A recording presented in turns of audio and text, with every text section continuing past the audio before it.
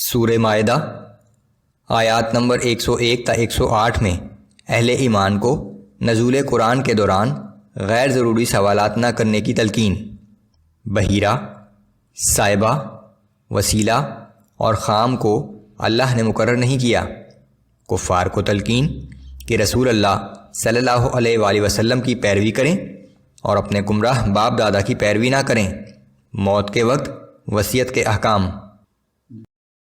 اعوذ باللہ من الشیطان الرجیم۔ یا ایہا الذین آمنوا لا تسألوا عن اشیاء ان تبد لکم تسؤکم وان تسألوا عنها حین ينزل القرآن تبد لکم عفا اللہ عنها واللہ غفور حلیم۔ اے ایمان والو، ایسی باتوں کے متعلق سوال نہ کیا کرو کہ اگر ان کی تفصیل تمہیں بتا دی جائے تو تمہیں ناپسند ہو، اور اگر تم کوئی بات ایسے وقت میں پوچھتے ہو جب کہ قرآن نازل ہو رہا ہے تو اس کا قوی امکان ہے کہ وہ تم پر ظاہر کر دی جائے گی۔ اب تک جو ہو چکا اللہ نے اسے معاف کر دیا ہے، اور اللہ بہت درگزر کرنے والا اور بردبار ہے۔ قد سألها قوم من قبلكم ثم أصبحوا بها كافرين۔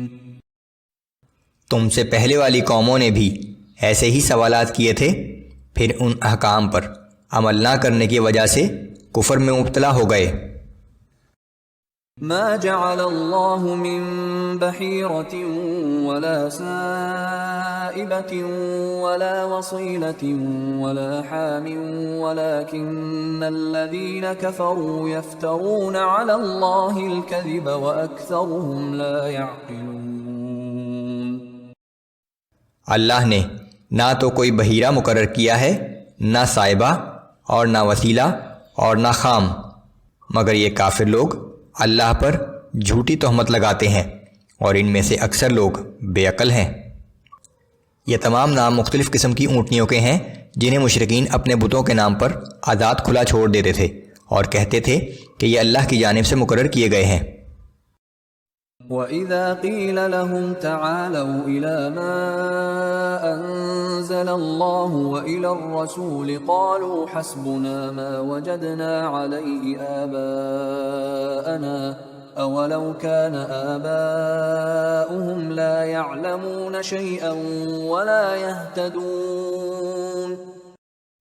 اور جب ان سے کہا جاتا ہے کہ اللہ نے جو احکام نازل فرمائے ہیں ان کی طرف آؤ اور رسول اللہ صلی اللہ علیہ وآلہ وسلم کی طرف رجوع کرو، تو کہتے ہیں کہ ہم کو وہی کافی ہے جس پر ہم نے اپنے باپ دادا کو پایا، خواہ ان کے باپ دادا کچھ بھی نہ جانتے ہوں اور نہ راہ راست پر ہوں۔ یا ایہا الذین آمنوا علیکم انفسکم لا یضرکم من ضل اذا اہتدیتم إِلَى اللَّهِ مَرْجِعُكُمْ جَمِيعًا فَيُنَبِّئُكُمْ بِمَا كُنْتُمْ تَعْمَلُونَ۔ اے ایمان والو، تم اپنی فکر کرو، اگر تم خود راہ راست پر ہو تو کسی دوسرے کی گمراہی سے تمہارا کچھ نہیں بگڑتا۔ یہ جان لو کہ بالآخر تم سب کو واپس لوٹ کر اللہ ہی کی طرف جانا ہے، پھر جو کچھ تم کرتے رہے ہو وہ سب کچھ تمہارے سامنے رکھ دے گا۔ یا ایہا الذین آمنوا شہادت بینکم اذا حضر احدکم الموت حین الوصیۃ اثنان ذوا عدل منکم او آخران من غیرکم ان انتم ضربتم فی الارض فاصابتکم مصیبۃ الموت۔ اے ایمان والو، جب تم میں سے کسی کی موت کا وقت قریب آ جائے تو وصیت کے وقت دو معتبر اور امانت دار لوگ گواہ بنائے جائیں جو تم ہی میں سے ہوں، یا اگر تم سفر کی حالت میں ہو اور وہاں موت کی مصیبت پیش آ جائے تو غیر لوگوں میں سے دو گواہ لے لیے جائیں، بشرطے کہ اپنے لوگ موجود نہ ہوں۔ تحبسونهما من بعد الصلاة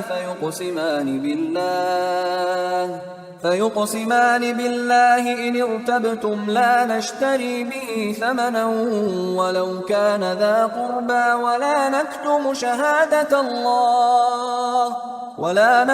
شهادة الله إنا إذا لمن الآثمين۔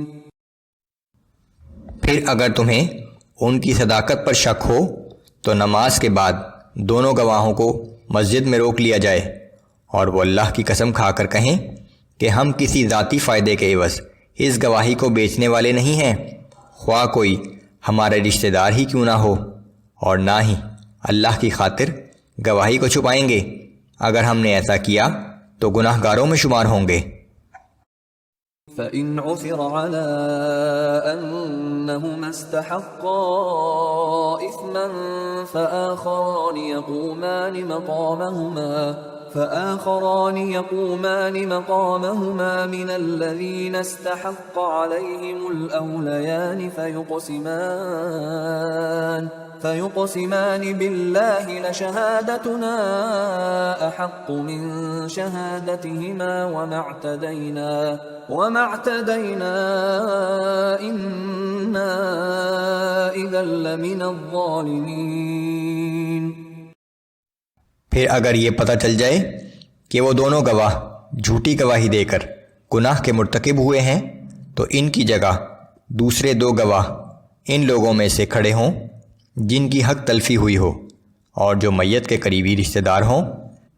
پھر یہ دونوں گواہ اللہ کی قسم کھا کر کہیں کہ ہماری گواہی ان دو گواہوں سے زیادہ درست ہے اور ہم نے گواہی دینے میں کوئی زیادتی نہیں کی۔ اگر ہم ایسا کریں تو بے شک ہم ظالموں میں سے ہوں گے۔ ذلك أدنى أن يأتوا بالشهادة على وجهها أو يخافوا أن ترد أيمان بعد أيمانهم۔ اس طریقے سے زیادہ توقع کی جا سکتی ہے کہ لوگ ٹھیک گواہی دیں گے اور اس بات سے ڈریں گے کہ دوسری قسموں کے بعد ان کی قسمیں رد کر دی جائیں گی۔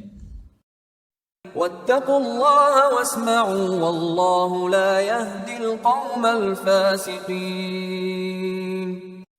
اللہ سے ڈرو اور اس کے احکام غور سے سنو، اللہ نافرمانی کرنے والوں کو اپنی رہنمائی سے محروم کر دیتا ہے۔